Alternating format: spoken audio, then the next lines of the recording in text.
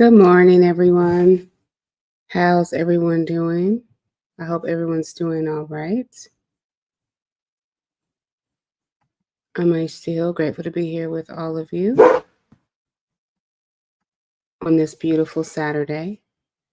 Um, Good to see you, Shifra.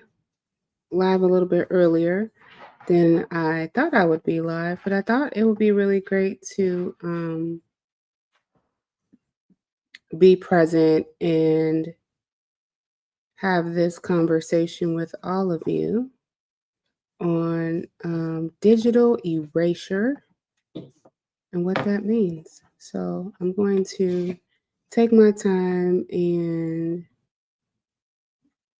we're going to edit this, grab my notes.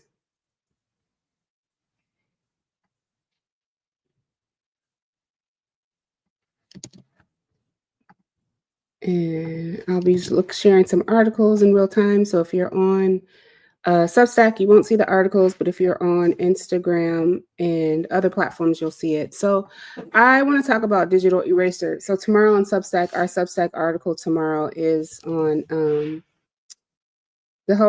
it's the whole month of October. It's Cybersecurity Awareness Month. Figured out what better thing to talk about on Cybersecurity Awareness Month than digital erasure, especially after being digitally erased for reasons that absolutely make no sense, that don't connect at all. And so, one of the things that I thought would be great is to just start having a conversation. Audre Lorde says, "Your silence will not protect you."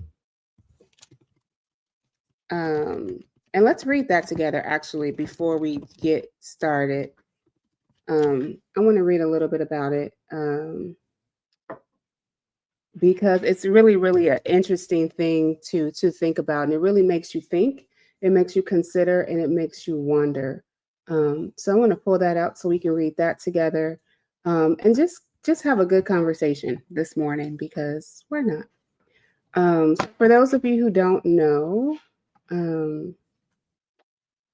this live stream is just the first of many that is one in response to Instagram and Threads deleting the Check Your Privilege platform, but not Facebook. So there seems to be a discrepancy about Meta. Now, I know within Meta, there are all different companies. So like Facebook is its own platform, separate from Instagram and Threads. But because Instagram created Threads, it's the same kind of parent company relationship. And so Oculus, too, by Facebook, gets its own kind of brand. And so what these companies have done is they have now used AI and technology as content moderation. And the thing about content moderation with AI that's dangerous, I'm going to pull up an article on YouTube, Facebook, and Instagram so you all can see. The danger of using AI to content moderate content is an article from New America. Hey, Mia, thanks for being here. Where it talks about the limitations of automated tools and content moderation. And first of all, one of the good points that I love it talks about at the top is accuracy and reliability, right? It's not 100% accuracy or reliability, right? Because some of these categories of content is challenging and it can be applied across different groups, regions, and subtypes of speech, which is extremely difficult. And so when you have machine learning trying to grab the accuracy and reliability of content, and when you have information coded in ways that are actually upholding algorithmic bias, then guess what happens? It makes mistakes. So to have a machine say that our AI determined that your information was against community guidelines for the first time in 8 years, to not have any strikes in the account, to not have any issues with the account, but all of a sudden the AI says that the account is against community guidelines, that's a big red flag. So what this tells me is that the tools of social media that these companies are using are being trained within bias, are not being trained for accuracy, and are not being trained for reliability. And so you can take a look at this article. I'm going to throw the link on our YouTube and Facebook account. If you want to read this article on your own, you can know that internet platforms may be using these tools, but they're very limited and they make mistakes. And I believe that what happened with this Instagram account is that this is a very unreliable data set. And this is not the first time I've talked about data sets in Instagram. I did this like 6 years ago. The data set, however it's coded in program, it is programmed with biases and it is actually racially motivated. And I'm not afraid to say that now. So what inspired me to even have this conversation with all of you today and to finally speak up and tell what I believe is truth is really reading the work of Audre Lorde and rereading the chapter around your silence will not protect you. And so I want to read this out loud. It is an excerpt that I think is pretty powerful to read with you all to give you some context for what I want to share. And so this came off of another blog. And so it says, your silence will not protect you. It's from Audre Lorde's Essays and Sister Outsiders, Essays and Speech, published in 1984. And it really makes you think. She says, if I was going to die, if not sooner than later, whether or not I have ever spoken for myself, my silence had not protected me, and your silence will not protect you. What are the words you do not have yet? What do you need to say? What are the tyrannies you swallow day by day and attempt to make your own until you will sicken and die of them, still in silence? We have been socialized to respect fear more than our own need for language. We have been socialized to expect that's powerful. We have been socialized to respect fear more than our own need for language. And of course, I am afraid, you can hear it in my voice, because the transformation of silence into language and action is an act of self-revelation, and that always seems fraught with danger. But my daughter, when I told her of our topic and my difficulty with it, said, tell them about how you're never really a whole person if you remain silent. Because there's that always that one little piece inside of you that wants to be spoken out. And if you keep ignoring it, it gets madder and madder and hotter and hotter. And if you don't speak it out one day, it'll just jump up and punch you in the mouth. And I begin to ask each time, what's the worst that could happen to me if I tell this truth? Unlike women in other countries, our breaking silence is unlikely to have us jailed, disappeared, or run off the road at night. Our speaking will irritate some people, get us called bitchy or hypersensitive, and disrupt some dinner parties. And then our speaking out will permit other women to speak until laws are changed and lives are saved and the world is altered forever. So next time, ask, what's the worst that can happen? Then push yourself a little further than you dare. Once you start to speak, people will yell at you. They will interrupt you, put you down, suggest it's personal, and the world won't end. And the speaking will get easier and easier. And you will find you have fallen in love with your own vision, which you may have never realized. And you will lose some friends and lovers, and you realize you don't miss them. And new ones will find you and cherish you. And you will flirt and paint your nails, dress up and party because, as I think Emma Goldman said, if I can't dance, I don't want to be a part of your revolution. And at last, you know what surpassing certainty that only one thing is more frightening than speaking your truth. And that is not speaking. I found that to be a powerful essay in that book by Audre Lorde.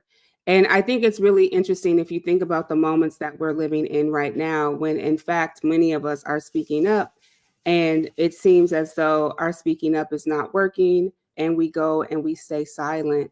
And for me, I just knew that I can't keep staying silent to something that's eating me up on the inside, because it will eat you up. And, you know, Zora Neale Hurston also says, if you're silent about your pain, they will eat you up and say that you enjoyed it. Isn't that something? So what is a digital eraser? A digital eraser is systemic silencing, shadow banning, and or deletion of Black, Indigenous, or other body of culture digital work without warning, transparency, or care. So usually on platforms like, I'll just say TikTok usually has like a point system and they give you a warning. The thing about what has happened with Instagram and Threads is that they did not give me a warning at all. I didn't know. They gave me a warning. They said the account was taken down because we were associated with an account that's against the community guidelines. That's what it said in writing, associated. There are images and videos of submitting IDs, driver's license, passports. The technology would not take it. I have a whole bunch of emails with that, only to try to log in and be told we have permanently disbanded the account because the AI has determined. Understanding when you read articles like the limitations of automated tools and content moderation, that the accuracy and reliability is not in fact something that is actually something that you can rely on, because AI models are still being trained by humans. And so if we have AI models that are still being trained by humans, we know that humans have biases. And if humans have biases, then we know that they are also coding bias into these algorithms. And enough is enough, right? Like enough is enough now. Like something's got to shift, and people don't deserve to have their voices minimized or silenced because it doesn't fit in the narrative of what AI determines is a community guideline. Now, how there's been another app like TikTok, not only do they tell you what the guideline is, they also tell you where you can find it. On apps like Meta and Facebook and Threads and all that, they don't tell you anything, right? What they do tell you is that your First Amendment rights of speech is not necessarily protected, and that's okay because I have a solution to that. We're gonna get this fixed. That's my whole goal is, sometimes your work shifts and changes because it's like, why do I have to be the voice of this? And right now, as you know, there are executive orders being passed that are connected to technology and to tech platforms. And then you have people saying, well, get off these apps. These apps aren't for you. These apps aren't this. Let me tell you something. When you've spent 8 years of your life building something in community with community, you don't just let them take it. Sorry. You don't just let them take it.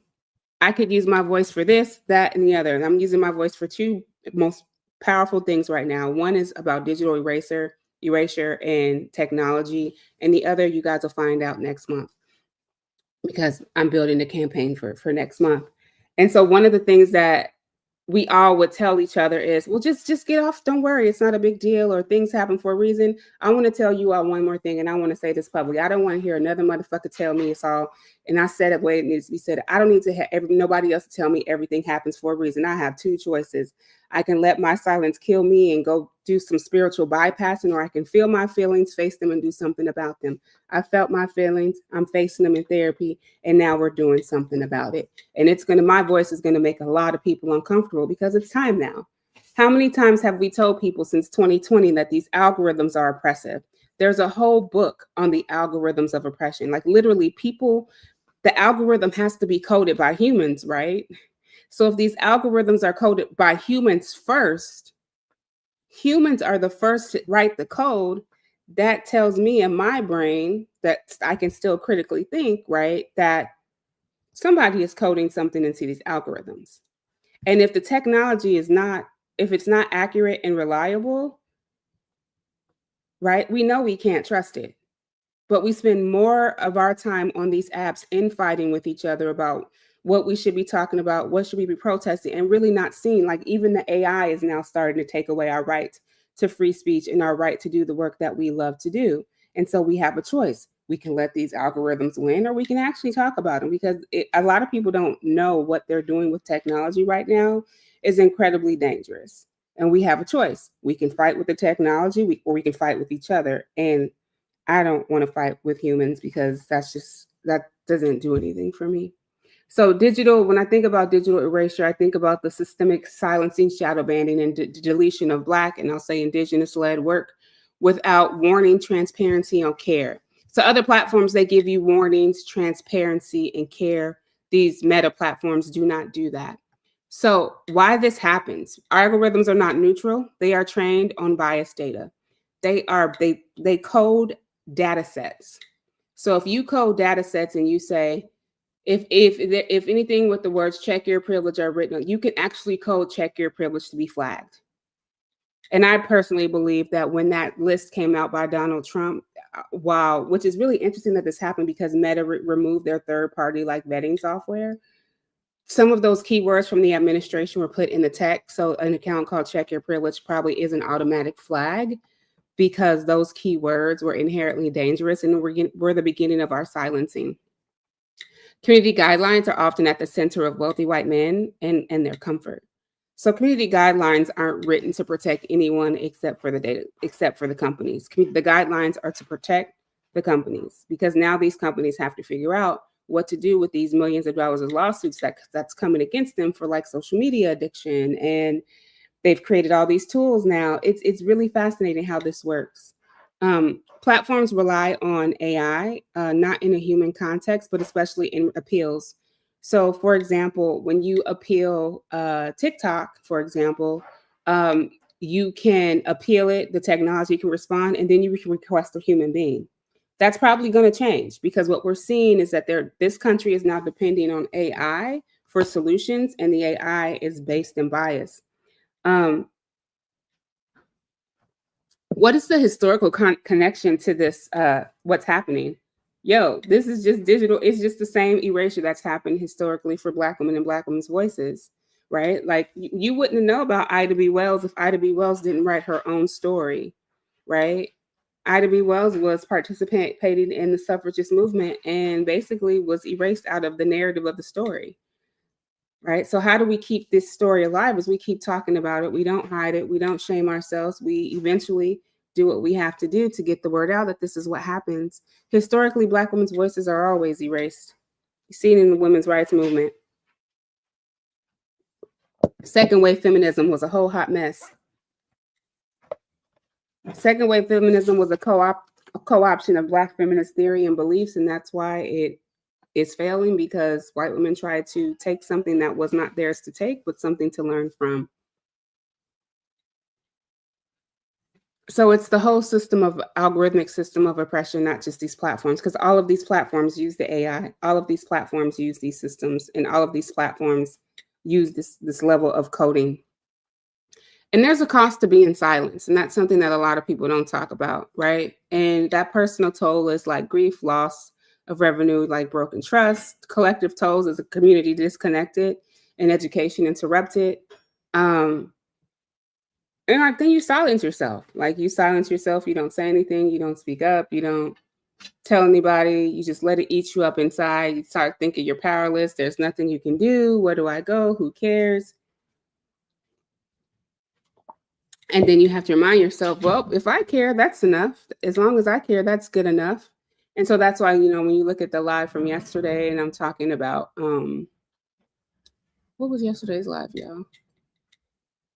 Oh, showing up when it's hard, like how to keep showing up. I think that was yesterday's live. And then the other ones of setbacks and setups for comebacks. That's kind of been the theme this week, because I've been building up to talk about this.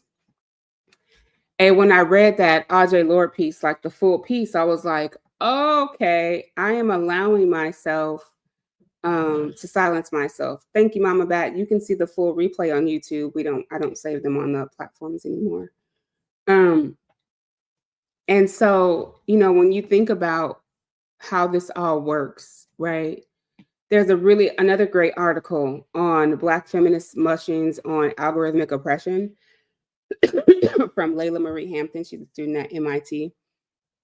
She gives a whole breakdown in the context of algorithmic oppression, why diversity won't solve oppression. She's given it from the Black feminist lens, talking about oppression this is a really beautiful paper, invisibility versus hypervisibility in hypervisibility in algorithms. I'm actually still reading the article myself. I'm also going to drop this link in the comments. You all can read it with me. I'm actually going to reach out to her and ask her for some help with the conversation, because this is something that I really want to look at, because we will see more and more of this happening. In fact, it has happened. The thing is that most folks haven't been able to get their accounts back, and I was not, and that's okay. But you can read the resources on what she's trying to describe and why this matters. And it's really an issue of ethics, and it's really an issue of oppression, and why we need more studies of this in technology, and what can we do about that. You know, sometimes we think about we think about, how do we dismantle the system? We first know that we are one of the first parts of the system, so we dismantle ourselves. And then when we move from dismantling ourselves, then we can move into dismantling the systems, approaching our relationships, and then we can dismantle the system. And I think because I've spent the last 8 years, right, really talking about dismantling yourself, dismantling your oppression in relationships, I'm actually really ready to take this to a bigger conversation. Because again, Black women's work, our work is often co-opted, erased, and we are removed from the narrative of the story. And I'm telling y'all like this, I'm not going down without a fight. You will see me, you will see my face, you will hear me talking about everything from joy to just to whatever. I'm gonna talk about whatever, because I will not let these platforms erase me. I will keep my own digital blueprint. And that's why what I found so fascinating, like when I think about first person narrative storytelling, I think about how people wrote their own stories. And, for Black culture, for me, a lot of our stories are oral, but in a white supremacist world, you need the worship of written words. So it's very important for us to tell our own stories, to write our own stories. Even now, keep our own historical records, because what one side says happens, another side doesn't agree with. And we have to tell our own stories, because at the cost of silencing yourselves, no one will know what's going on with you. I think yesterday on Substack, Schieffer thought that we just deleted the account. No, that's not what happened.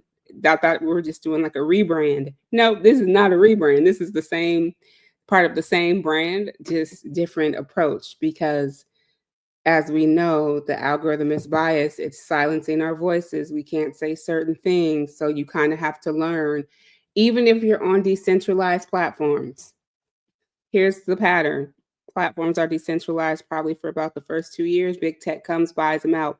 Most people sell out. Most people don't say decentralized. If you've not seen that pattern, I'm sorry, but that is the pattern throughout history. Someone will be decentralized for about 10 to 15 years, will sell out because they're ready to retire or try to go into some new venture, and they'll sell out. And when they sell out, everything shifts and changes. As we saw that with Instagram, we saw that with, I think Meta even tried to buy Pinterest.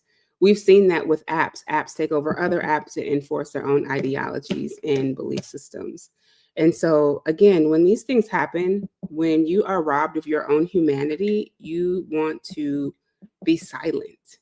And do not stay silent when your humanity is taken from you.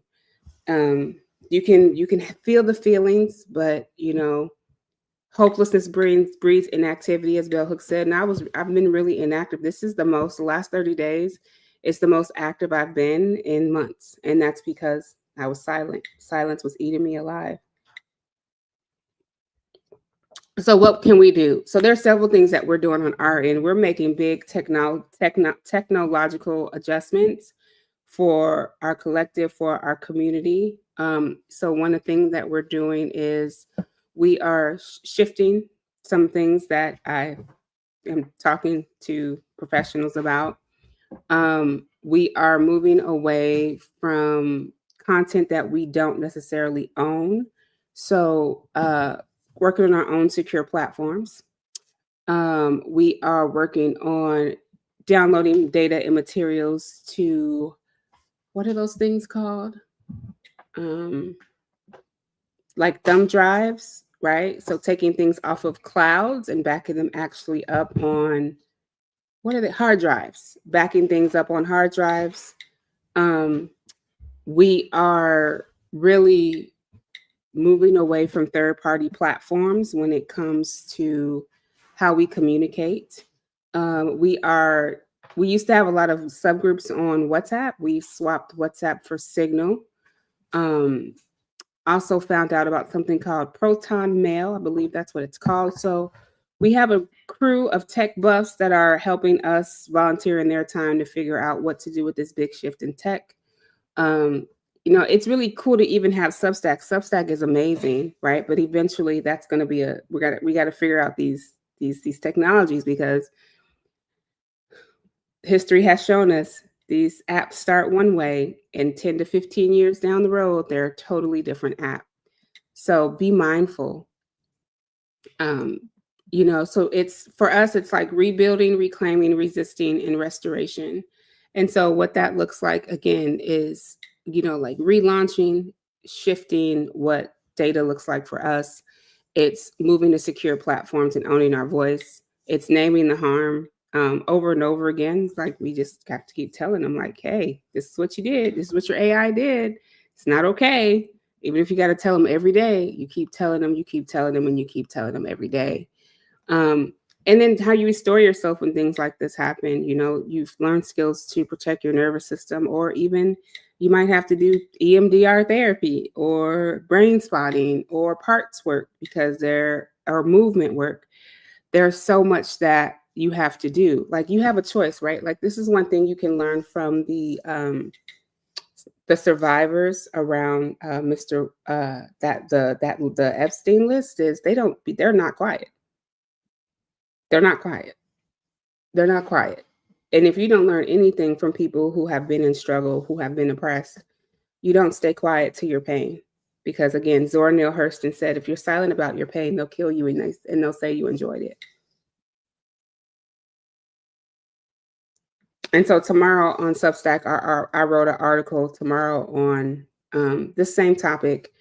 And then every Sunday will be more about what happened over the next few weeks. And then there's a workshop coming the third week of this month. So I'll get that up next week. You guys can sign up about digital erasure and self-protection because this is going to keep happening. And part of your role in the work is to help people really reclaim the sense of who they are. One of the things I said during this live is the importance of writing our own stories and coding our own stories. And if you are not a journaler, that's cool. But if you're someone who like reads CNN or headline news, how cool would it be to take a picture of all the headlines and articles, print them out, and start making books and then writing your version of the story? Like we have to start getting creative with what these stories tell us and what our side of the story is. Because if not, if we don't have our stories with their stories are always going to be the history. Get it? His story. If we don't start tracking this for ourselves, our stories won't matter. They get to keep telling the narrative. So it's time that we all become our own storytellers, whether oral, written, through pictures, PowerPoint presentations, however we can. It's very important that we all start collecting data and becoming our own researchers, right? Citizen researchers, you have citizen scientists. Maybe what I'm doing is a form of citizen science because I'm looking at AI and algorithmic bias and taking classes in, we'll be taking classes in the area so I can understand how do you code a data set? What can you code this thing to do? Because I can sit here and make accusations and based it on my lived experience is not an accusation. And I can say, this is what happened to me. I want to go learn how this happens. I don't want to just research it and say, oh, this is how it happens. I want to learn how it happens. I want to learn how this thing is coded. I want to learn how AI models are trained. I want to learn, right? According to one article, it says that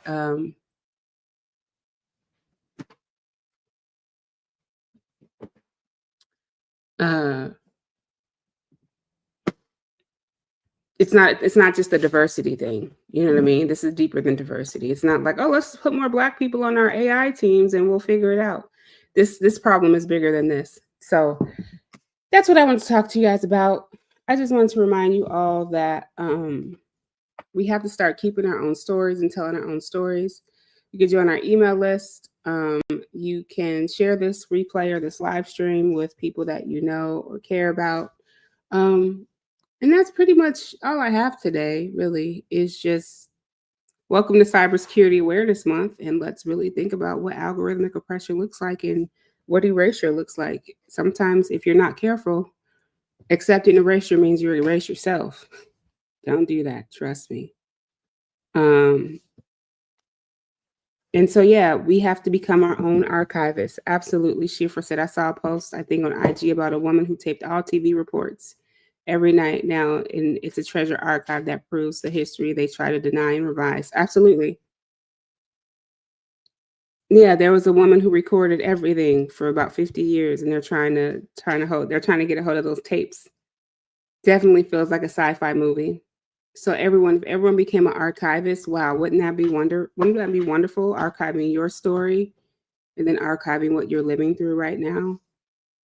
Because if not, I could totally imagine how they're gonna write about presidents in the new edition of history books, because it's all interconnected. The person who owns the company that prints the history books is the same person that's on the board of this. It is all interconnected. I know in my earlier days in activism, it was follow the money.